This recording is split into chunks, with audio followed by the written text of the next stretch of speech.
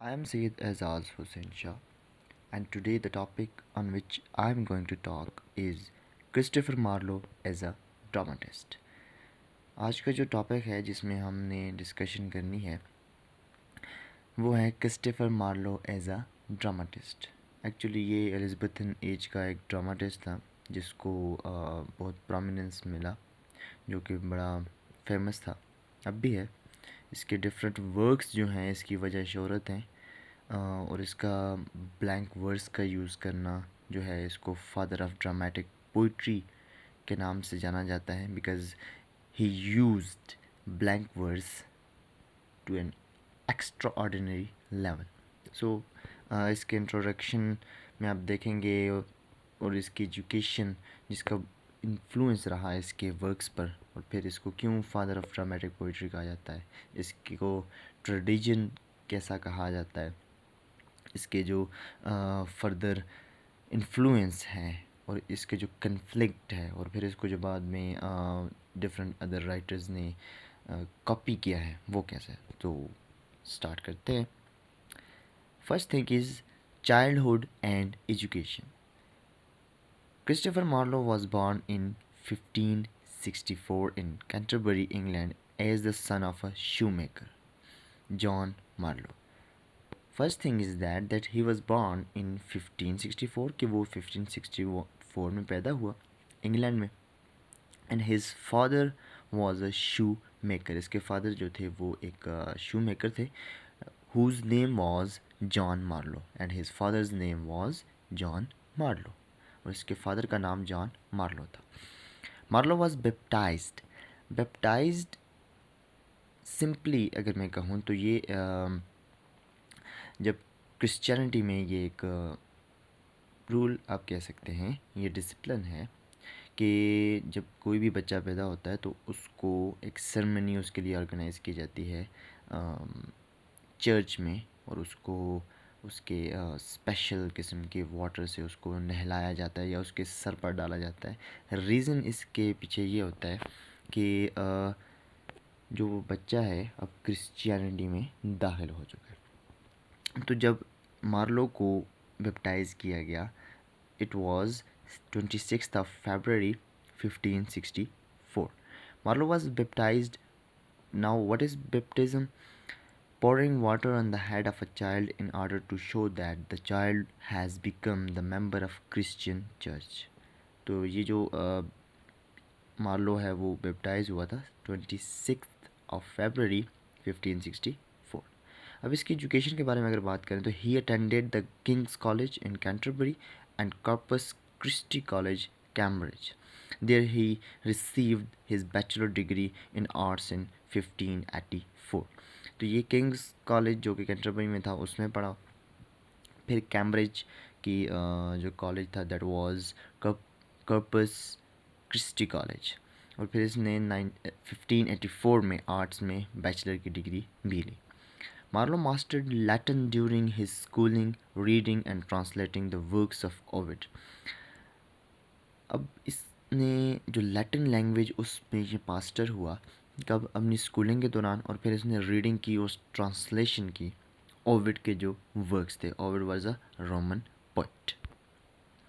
Next thing is no Marlowe no Shakespeare. ये एक बड़ी प्रोमिनेंट टर्म है कि अगर मार्लो ना होता तो शेक्सपियर भी ना होता। एक्चुअली ये टर्म है शेलिंग की, तो देखते हैं क्या कहता है वो।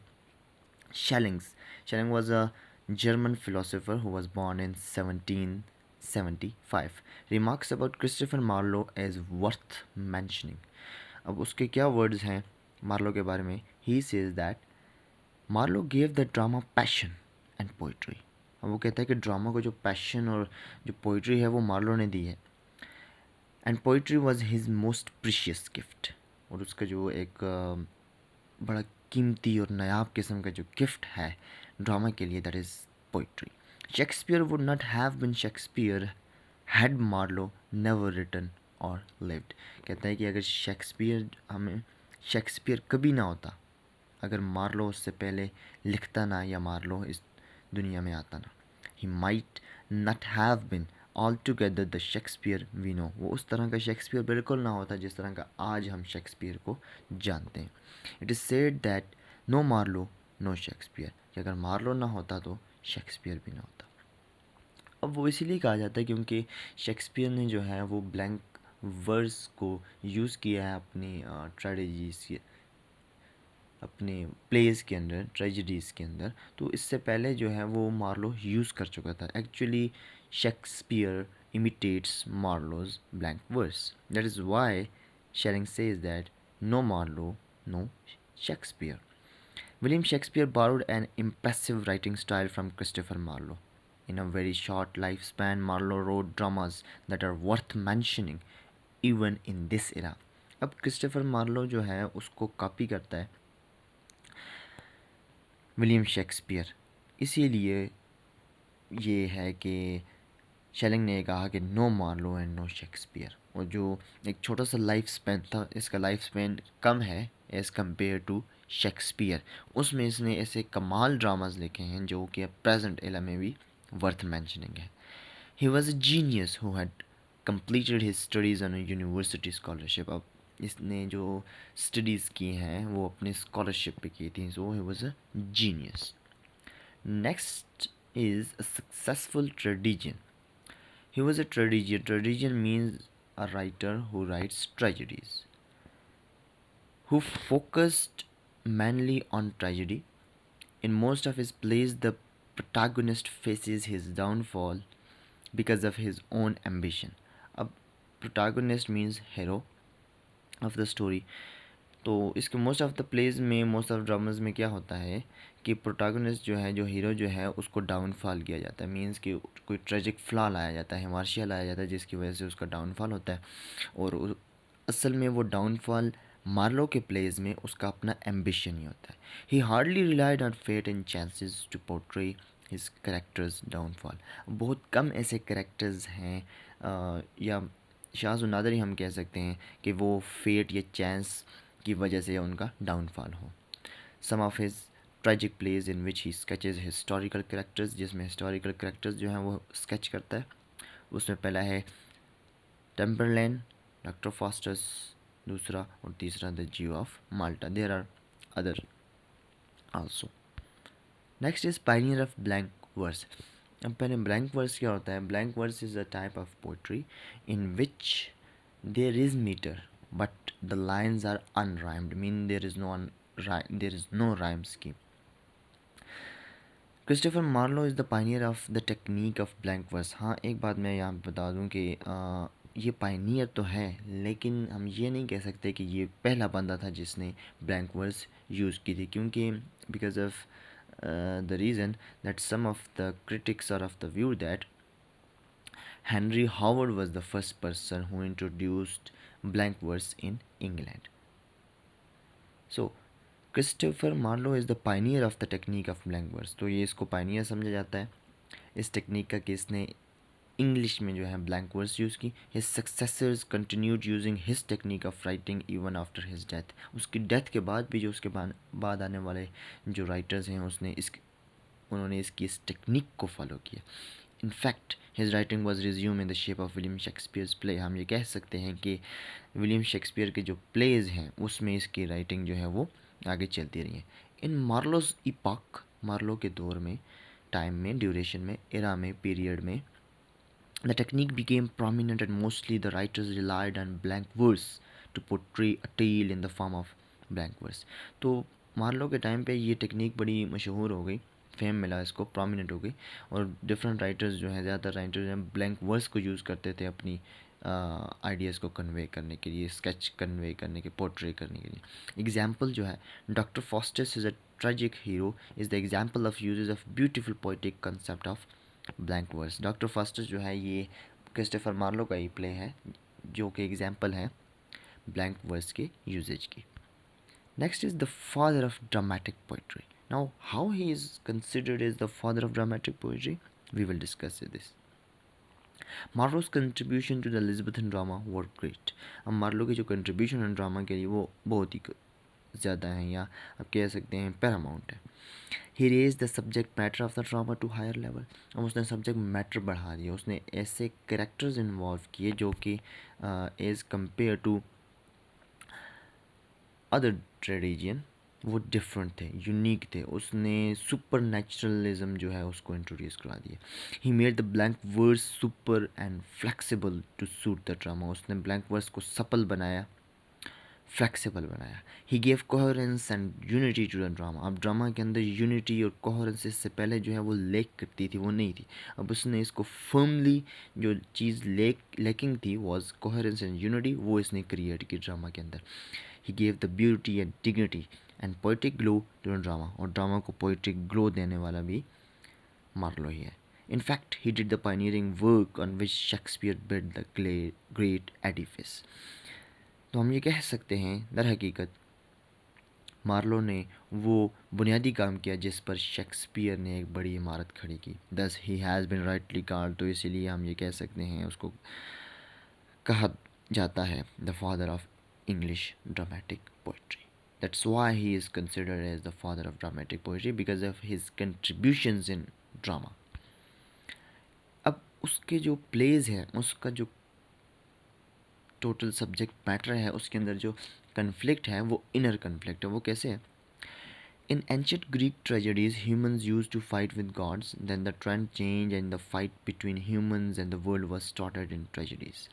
अब एंशियंट ग्रीक ट्रेजेडीज़ में क्या होता था कि गॉड्स के साथ फाइट्स होती थी ह्यूमंस की, और फिर ये ट्रेंड जो है चेंज हो गया। वो ऐसे चेंज हो गया कि ह्यूमंस जो हैं वो वर्ल्ड के साथ, उनके वर्ल्डली मींस ह्यूमंस जो हैं ह्यूमंस के साथ वो लड़ना शुरू हो गए ट्रेजेडी के अंदर। लेकिन मार्लो ने क्या किया? The dramatist Christopher Marlowe again change the custom. He prove that the real fight is between man and his inner soul. उसने मैन को इनर कन्फ्लिक्ट की तरफ मोड़ दिया, उसके अपने आप की तरफ मोड़ दिया कि उसके डिसीजंस, उसके एम्बिशंस, उसके एम्स जो हैं वो असल कन्फ्लिक्ट है। In every play the hero fights with his mind. उसके प्लेस के अंदर हीरो जो है वो अपने माइंड के साथ फाइट करता है। He reduce the outer conflict and increase the inner one. Inner conflict आपको उसके प्लेस के अंदर ज़्यादा मिलेगा as compare to outer one. Although his heroes had flaws, yet their war not with the god or the world, but their inner soul. अब जो इसके hero हैं उनकी जो फाइट है वो गॉड्स के साथ नहीं है, किसी और इंसान के साथ नहीं है, बल्कि अपने इनर सोल के साथ है, अपने माइंड के साथ है। इसकी example Doctor Faustus. The play Doctor Faustus is worth mentioning in this regard. Doctor Faustus ambition to gain power, knowledge, luxuries of life are responsible for his downfall. Doctor Faustus में जो उसका lust of knowledge होती है, lust of power होती है, और उसकी luxury life attain करने के लिए जो उसकी एम्बिशंस होते हैं वो उसके डाउनफॉल का रीज़न बनते हैं। The concept of good angel and bad angel portrays the doctor Faustus mental sketch. It is also the case with Timur in Tamburlaine. His ambition to gain power doomed his fate. अब दूसरी example टेम्बरलैंड, जिसके अंदर तैमूर की जो power, उसके जो ambition होता है कि वो पावर गेन करे, वही उसके फेट को, उसको डिक्रिएट करने का, उसको अंडर एस्टिमेट करने का, या उसको डूम्ड करने का ज़रिया बन जाता है। In this way most of the characters of Marlowe fought with their own evil mind. इस तरह और भी एग्जांपल्स कई मौजूद हैं जिसमें उसके प्लेज में जो हैं उसके जो हीरो हैं वो अपने ही माइंड के साथ फाइट करते हैं क्योंकि उनका कन्फ्लिक्ट इनर है। Last but not least, elements of renaissance कि अब मार्लो के अंदर एलिमेंट ऑफ रेनेसां जो है वो पाया जाता है। Renaissance means rebirth of learning, revival of learning. Renaissance element can be found in the plays of Christopher Marlowe. He is a poet of the period of the Renaissance. If we thoroughly read his plays, we can prove that he was directly hit by the spirit of Renaissance. अब उसके plays के अंदर जो है वो Renaissance की spirit पाई जाती है क्योंकि वो Renaissance की एज का पोइट है। In Renaissance, revival of learning was the key factor. अब रेनेसां के दौरान जो है वो फंडामेंटल चीज़ क्या थी, वो री लर्निंग थी, वो रिवाइवल ऑफ लर्निंग थी. The development could be seen in every field of life. Therefore, the dramatist Christopher Marlowe couldn't stop himself to add Renaissance elements to his drama. अब हर फील्ड में renaissance को देखा जा सकता था. तो क्रिस्टोफर मार्लो जो है ख़ुद को रोक नहीं सकता था कि उसकी जो जॉनरा है, उसका जो ड्रामा है, उसके अंदर वो रेनेसां को इंसर्ट ना करे. Doctor foster is full of the ingredients of renaissance. अब रेनेसां में लोग नॉलेज की बात करते थे, लोग इनोवेशंस की बात करते थे, लोग लर्निंग की बात करते थे, पावर की बात करते थे. तो सेम जो है डॉक्टर फास्टर्स के अंदर भी हमें मिलता है. For instance, Doctor Faustus have lust of knowledge and power. He chooses black magic to fulfil his lust. He also has a lust of beauty. Helen of Troy from Greece is its representation. All these components are the elements of Renaissance. अब उसकी lust of knowledge और power, उसका black magic को choose करना, उसका नेक्रोमेसी को choose करना, और फिर उसका ब्यूटी को चूज़ करना कि वो हेलन को बुलाता है और उससे मुलाकात करता है. तो ये सब कुछ जो है ये कंपोनेंट था रेनेसां का. Thus it marks of the Renaissance can be found in all his plays. Hence, it can be adjudged that Marlowe was the writer of the Renaissance. कि मार्लो जो है वो रेनेसां का राइटर है. So it was all about Marlowe as a dramatist and why he is considered as a father of English dramatic poetry. So if you have any question or query, you can ask it in comment section.